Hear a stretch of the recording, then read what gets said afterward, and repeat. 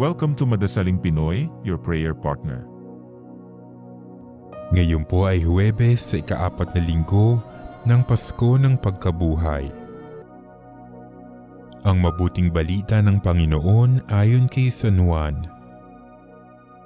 Nang mahugasan na ni Jesus ang mga paa ng kanyang mga alagad, sinabi niya sa kanila, "Sinasabi ko sa inyo, ang alipin ay hindi dakila kaysa kanyang Panginoon, ni ang sinugo kaysa nagsugo sa kanya.